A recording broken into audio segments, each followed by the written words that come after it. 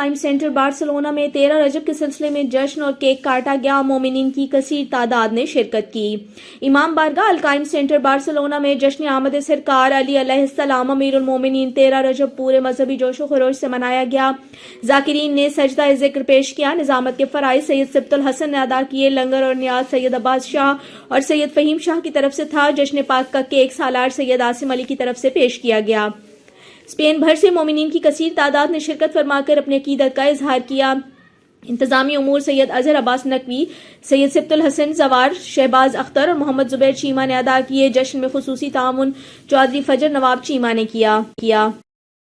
जो हदीस रसूल सकलैन है, मन कुन तो मौला हो फ़हाज़ा अली मौला, जिसका मैं मौला हूँ उसका अली मौला है। और यही हदीस जो है ये मोतबर करती है जनाब अमीरुल मोमिनीन अलैहिस्सलातु वस्सलाम को, और हम सब पूरे वर्ल्ड को अपनी इस खुशियों में खुश आमदीद कहते हैं। मासलाम। जब तक ये बैठा रहे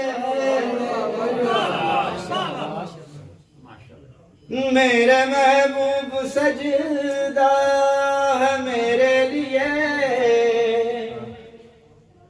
सर उठाया न जब तक ये बैठा रहे, तो होता रहे तूल होता है सजदा, तो होता रहे ये हवा हो ये हमको गवारा नहीं, तला से हमें कोई प्यारा नहीं।